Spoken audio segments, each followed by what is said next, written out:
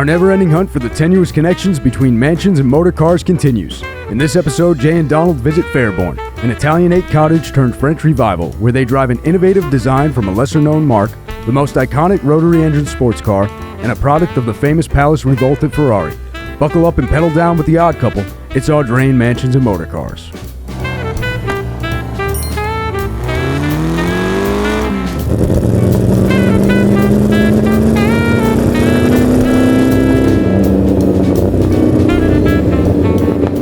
Jay, today we are driving three special cars. Two are extraordinarily special cars, and this is certainly one of them. A 1952 Pegaso Z102. And the Pegaso story is a spectacular one. I mean, it's just what would be unimaginable, I think, today, that a nation would decide that their national truck builder needs to train better engineers. So what is the perfect way to train young truck engineers? Build a supercar. Yeah. Exactly. Well, there must be something to it, because this is a fabulous car. You know, it's so funny. This is 1954, and America was still, the Flathead 6 was popular, the Flathead V8, overhead valves had just come in. This is 4-cam, 2.5 liter. V8. V8. I mean, it's unbelievable.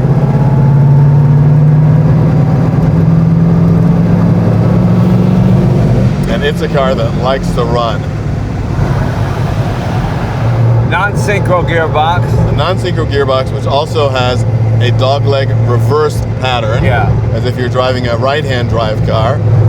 Well, it's funny because, you know, what we have now, we've always had. We just didn't have the metallurgy or the efficiency to build it at the time.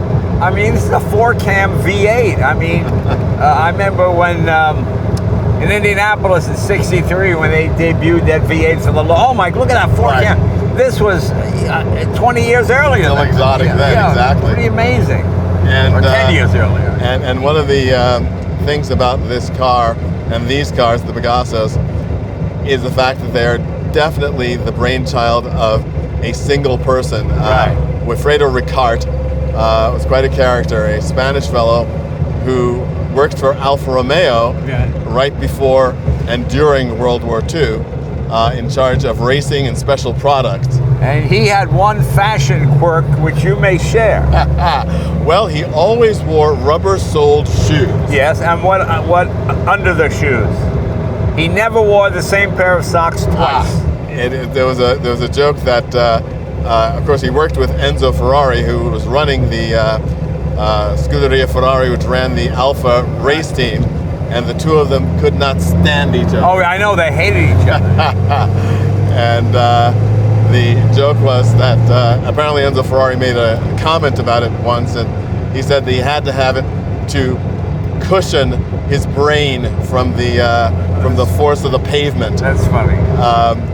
But it is the whole point that if there was a simple solution to something, Ricart found the most complicated way to solve the problem. And you wonder why you have an extremely sophisticated motor for any era with a non-synchro gearbox. Is it because of strength, the metallurgy was not strong enough? What was the reason, do you think? Well, I think that part of it was the fact that, remembering that Pegaso was the ENASA, the national truck maker. Right. So a synchro gearbox was really not high on their order of priorities. And a truck gearbox is going to be strong. Exactly. And that's one of the great ironies of the Pegaso, was the fact that Ricart, both to answer the brief of training these engineers, also, of course, had in his mind as well, making a project that could beat his old nemesis Enzo Ferrari on the racetrack and on the roads with the wealthy gentleman drivers, one of these very luxurious sporting cars.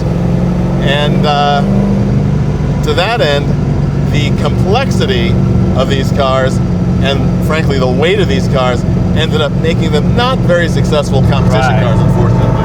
But it's a great road car. Oh, yes. It's fun to drive. It sounds good.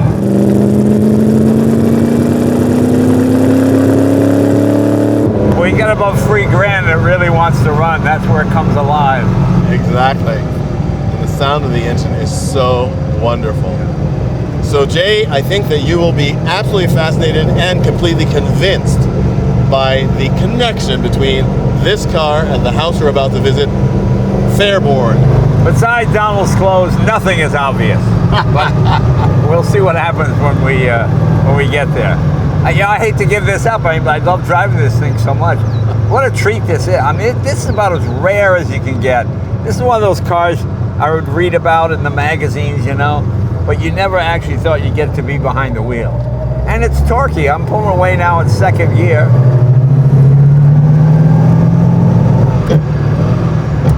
Yeah, and you know, I like the non-synchro, but it feels strong. Yes. I assume these are straight cut gears. They are. They don't whine too badly. No. But it's a good kind of whine. You enjoy hearing it.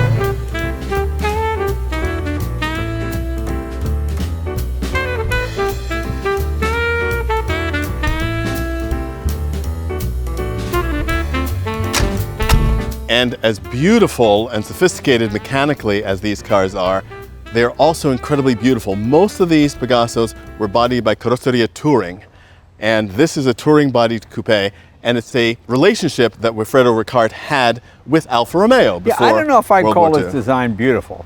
Ah! To me, this is like someone described as a handsome woman. You know what I mean? It says it's odd. I think it grows on you. But I don't find it immediately attractive. When I look at an XKE, or I look at even the ATS, even the RX-7, there's a smooth, there's so many broken lines that the aerodynamics get sort of all mixed up to me. I mean, I think it's distinctive, certainly. I wouldn't call it initially beautiful, like a Miura, like a Lamborghini Miura. You know, to me, the best looking cars have both masculine and feminine attributes to them. This seems to have mostly masculine attributes. It's very interesting you say that, because I think that the body is very, very, very smooth and very sleek, and the transitions I think are absolutely brilliant in this car. I understand that sort of the gruffness comes in, especially looking at the wheels, those giant center hubs, which is also shared with the Lancia Aurelia as well, has those same giant hubs. But it's all of the details in this car I think are astonishing. The seats, the way they're designed with the shells, the air exhausts for the hood. I mean, just these wonderful details. You know, could it be accused of being slightly overstyled? I think overstyled is a good word. Yeah. You know, there's a lot of cars from this era, 1950. You remember the Hudson Italia? Oh, sure, absolutely. This reminds me of that. These kind of weird angles. Don't you see? Well, it's funny you should mention that, because of course these cars come from the same period of time. Right. The Hudson Italia, designed by Frank Spring in America, but built by Carrozzeria Touring, and so they saw some of the ideas, some of the decorative elements. For instance, the little scoops in the hood and in the trunk lid. Those are very Frank Spring Hudson Italia. But I think that the idea of taking this very sort of smooth shape and covering these amazing mechanicals, we heard this engine roar. Let's take a look at it. All right.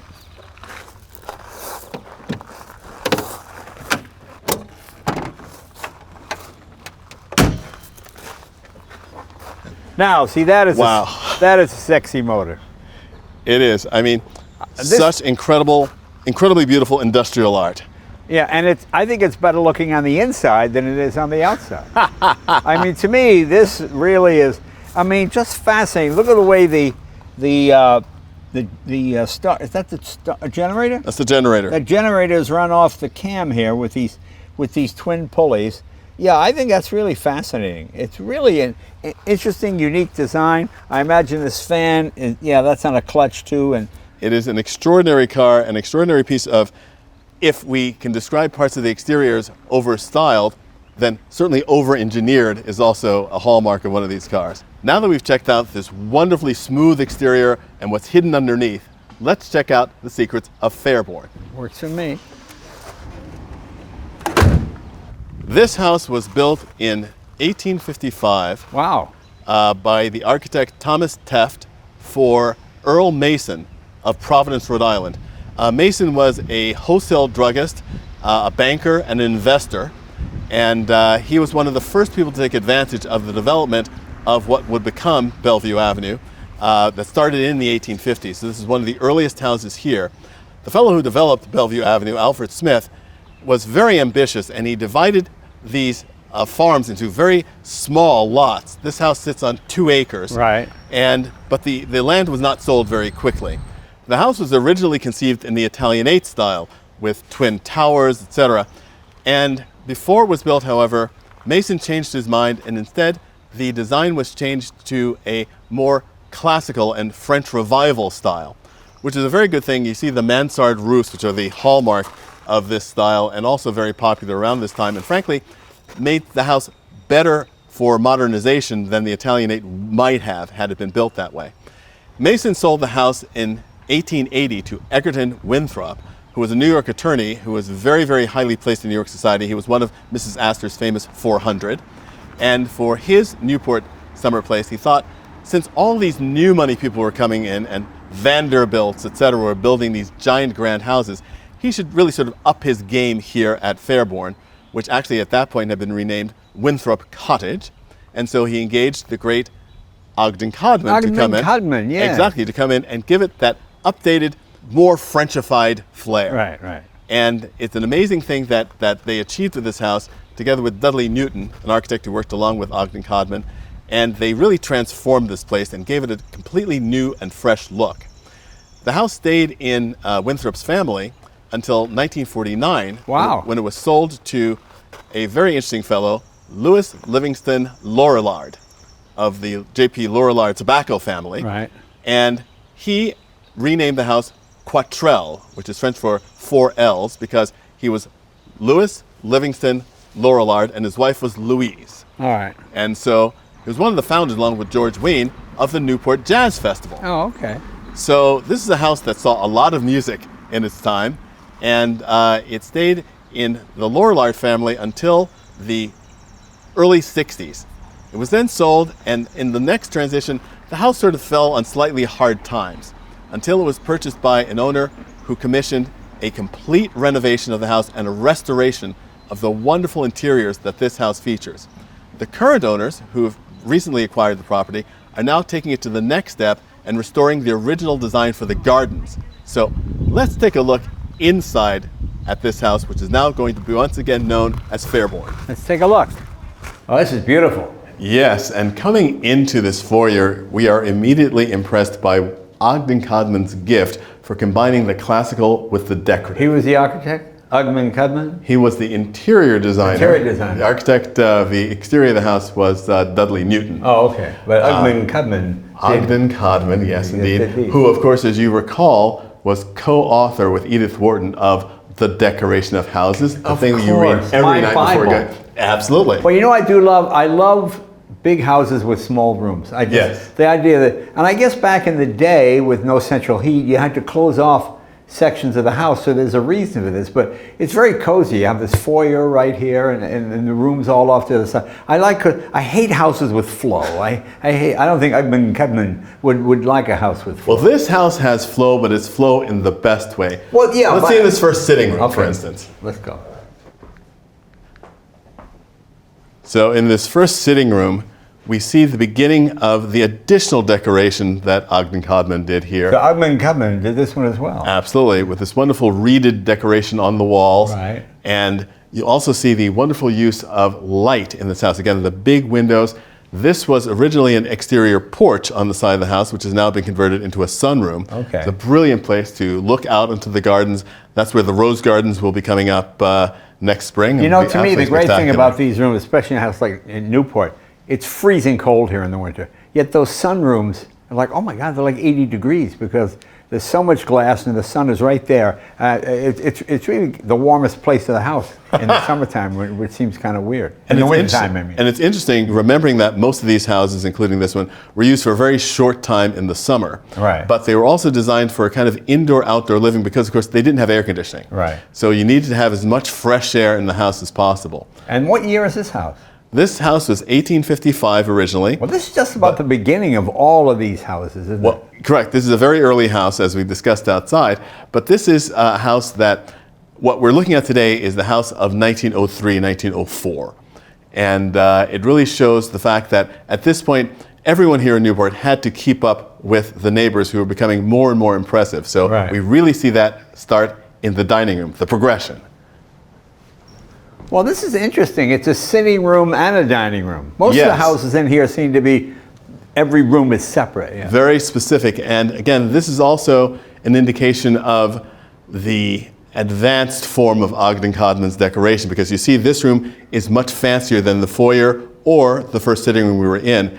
And the plaster work that his artisans executed was absolutely spectacular. You see, especially in the corners of the ceiling, where it's three-dimensional. Now that looks as if you'd almost have sliding doors, but that doesn't divide, does it? It does not divide, and this is also an example of a portion of the home when it was renovated in 1903, it was expanded. Okay. So the original 1855 house very likely ended at that wall. Oh, I see, and they expanded it. Because every other house we've been to, dining room, bedroom, den, this is the first one I've seen where one flows into the other, so this is obviously done later, yeah. And the transition of a house from the 1850s, when it was very much a family vacation house, to a real community entertaining space, because remember, Mr. Winthrop was one of Mrs. Astor's 400, so he had to have dinner parties, etc. So it's very important to have a very interesting and dramatic space in which to entertain, and we're going to see the most dramatic space now here in the main sitting room. Let's check it out.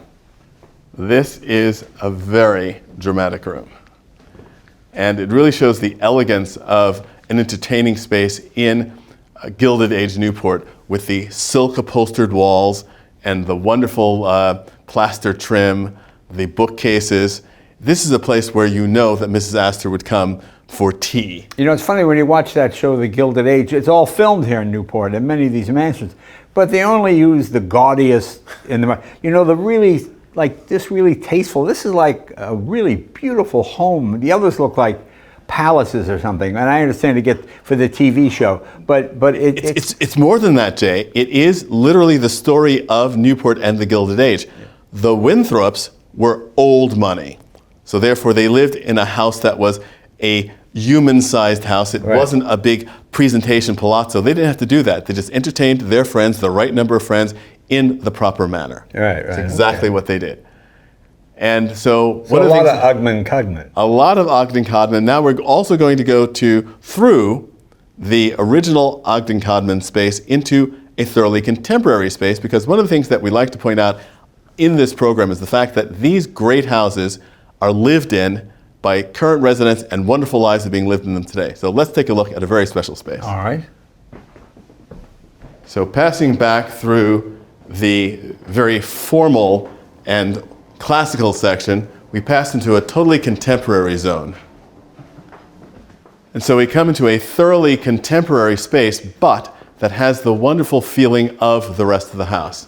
Yeah, boy, this is a beautiful kitchen. It really is. It's really something. And it's the kind of kitchen you want to just live in. You know, I would do all my writing at that table right there. And, you know, like I have an office, but I never go in it. I like to be in the room where things are happening. So there's cooking going on, and you're in the sun. Oh, it's great. It's fabulous. It's just a beautiful house. And it opens up to the gardens, which is also a very important part of Newport life, especially in the summer. And it really has the character of this house, from the classical to the French Revival to this wonderful contemporary space. Yeah, and I like the fact that it's a normal staircase. You know, in LA, they build these mansions with these staircases that come around on two sides, and they wrap around and go. It's so dramatic. I like it's just a classic stairway and beautiful banister, you know, nicely, tastefully done.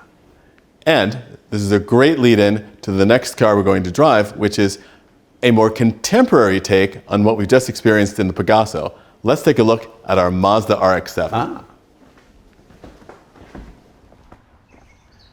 A great example of spectacular form over wonderful mechanicals is this RX-7. Yeah, these are great. It's hard to believe this is a 94.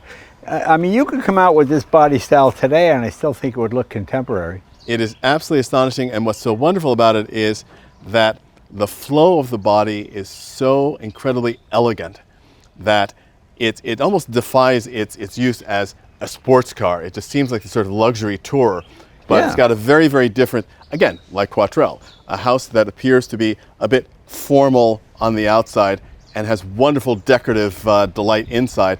This car seems very sort of simple and basic on the outside, but once you get behind the wheel, it is absolutely amazing. And of course, the heart of this is that wonderful engine. Was it right in the center? Yes. Tap right there. And this, of course, is the beginning of the whole turbocharged era, and this had two of them. Yes. Two turbochargers. Twin turbos, the twin rotor engine. And one of the other things, of course, that the Wankel did, which is so great, is the packaging. Because you have an engine which is small, but delivers amazing power in a very small space. Right. Yeah. And boy, it's crammed in there. I like the way they have the alternator right on top so you can cook it efficiently. Yeah, there you go. Yeah, but boy, that must do a lot of heat with those turbochargers. Are they water cooled or are they just air cooled turbochargers? I don't know, but it is certainly it's a packaging masterclass, and this thing absolutely delivers both from its exterior looks and the interior mechanicals. So yeah, they're wonderful driving cars. let's experience this magic. Really nice. Let's go for a ride.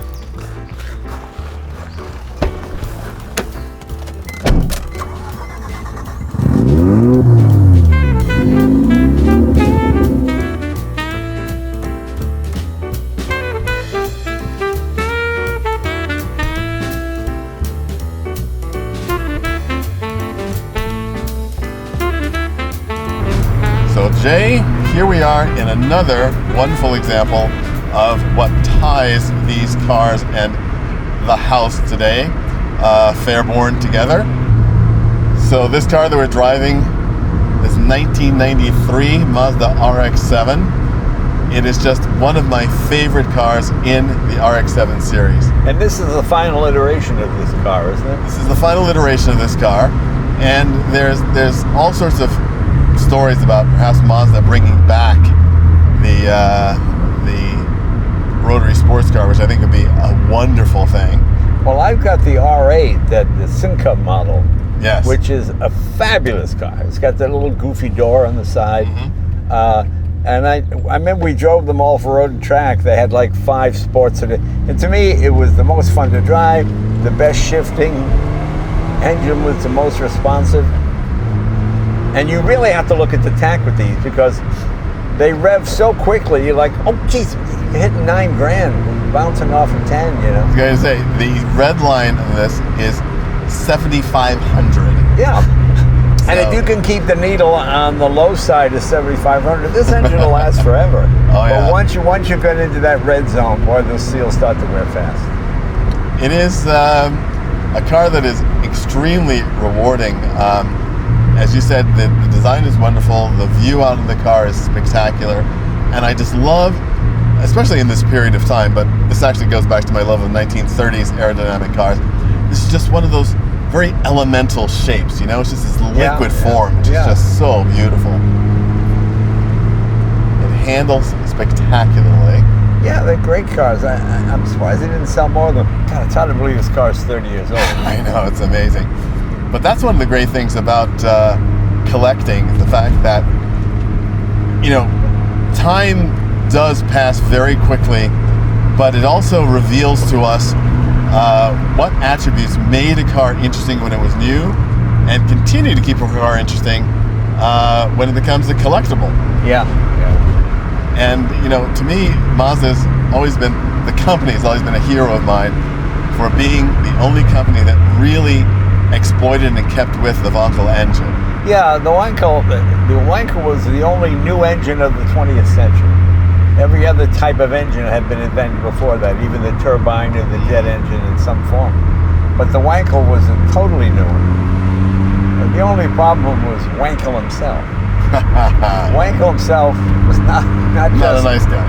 Well, he was not just, oh, I joined the German army, I had no idea. He was an uber Nazi. I mean, just of the worst caliber. And a big supporter of the whole Hitler thing and all that kind of stuff. So it kind of turns you off a bit to, oh, you're a genius inventor, you know. Gee, sorry about that. Well, you know, there's so much that we have to somehow overlook in, I agree. in people in the world. And, but it's, and to stress that point, it was really the Japanese that made the Wankel. I mean, the Wankel under Wankel himself was an interesting choice, but it used too much fuel. The wear was difficult to manage. Gasoline. The wear was horrendous. The seals, and the rumor is that the Japanese had it, and one of the guys was working with a pencil, and he noticed the lead on the pencil, and gee, this is pretty. I wonder if this would work. And then that's what they came up with for the seals, and that seems to have worked. You know, it's just fascinating to that point. That how many times have we seen, and you who love technology, both the successful and the unsuccessful, when it becomes a matter of imagination not quite meeting development. Right. Because everyone was excited about this engine all around the world. Everyone took out licenses. I mean, Mercedes, General Motors, everyone was just on the brink of introducing tons of these cars. And those problems that you mentioned, well, not practically did. They did put NSU out of business. I mean, the Volkswagen Group had to buy them. Well, the biggest problem was one line in the manual. It said, check the oil every second fill up. And people went, what? Oh, God, what's wrong? Well, what's wrong with it? What? You know, I'm astounded at how blind people are to stuff. But the Mazda, I check mine every second fill up, and I was always fine. But they just say as a precaution, because of the nature of the engine and how fast it spins, just check the oil. And people thought that was just too much to ask. Well, our next exemplar of this very, very, very obvious and interesting theme is a car, once again, which is very rare, like our first car, the Pegaso. Actually, much rarer than that. Also, it has something else in common with the Pegaso, which is a connection to Enzo Ferrari. Right. And it's got a connection with this car in that it's designed for performance.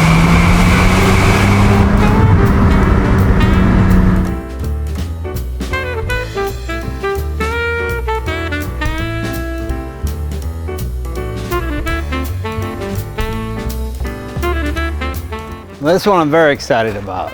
Something super rare. This 1964 ATS GTS 2500. And again, the beauty of the lines. This is designed by Franco Scaglione, one of the best designers ever, who also designed the Alfa Romeo Bat cars. Right. He designed later the Alfa Romeo 33 Stradale, which continued his association with Carlo Chitti. And this is a car that is all possibilities and what ifs, much like the Pegaso in many ways. When you realize Arcus Duntov was pleading with Chevrolet to build a mid-engine car, and it took another 30 years, 40 years to do it.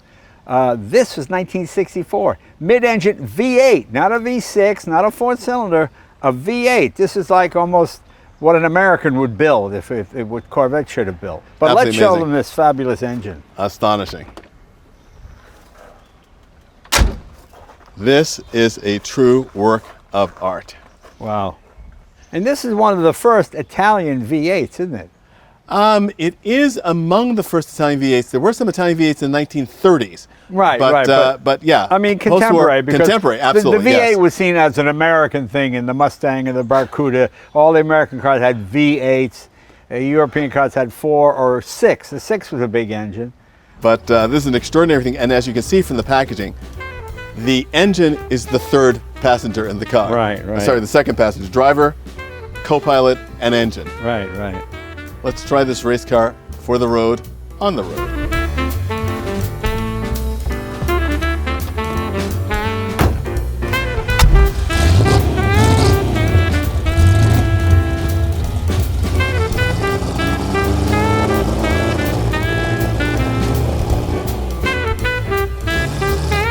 You don't often get the opportunity to drive a race car on the road. Oh, yeah.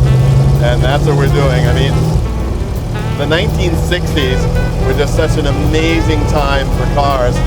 There are a lot of people that think the sort of 1968 was the final moment when engineers and stylists could do whatever they wanted. It's the blank piece of paper and just build it. Well, this is a wonderful car. I had a chance to buy one of these, and an idiot I thought it was going to go for millions of dollars. It went for 600,000.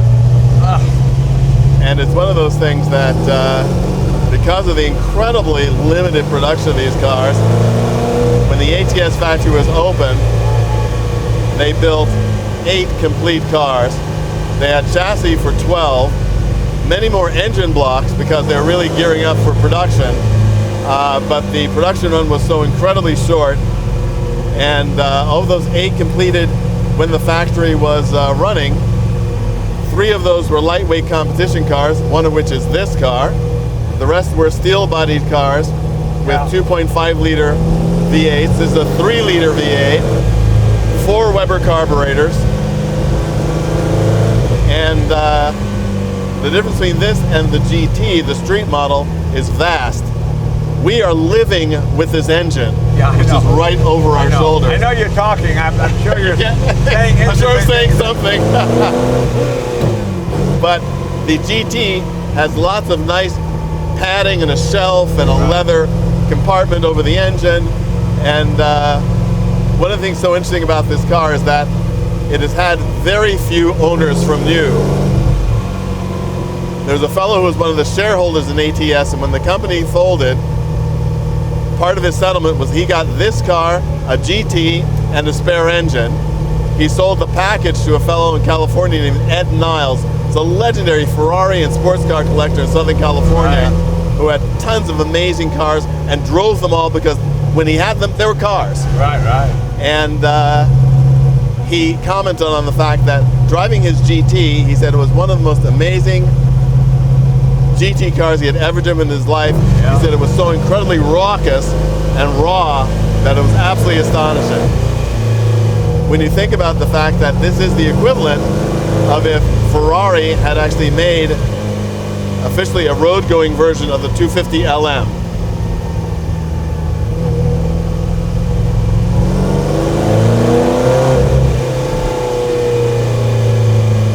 After ATS folded, and Carlo Chitti went on to found his own company to become Auto Delta, which would then design and run all of the Alfa Romeo racing cars in the late 1960s. This design for this V8 engine became the basis of the great Alfa 33 engine, which went on to win the FIA World Championship.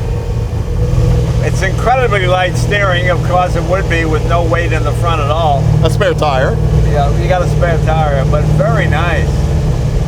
Let me let them get a little bit ahead so we can get the revs up a bit here.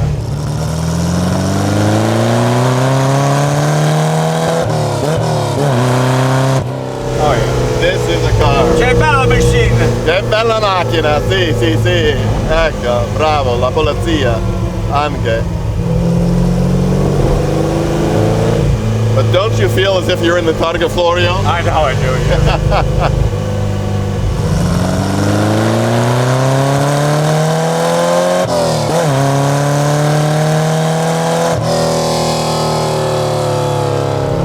So Jay, you can certainly see, obviously, where the connection lies between this ATS, our Mazda RX-7, our Pegaso, and Fairborn. Yeah. The fact that you have these beautiful exteriors that hide something even more wonderful underneath and inside. Oh yeah. Oh, this is an incredible car. So glad you share my dream.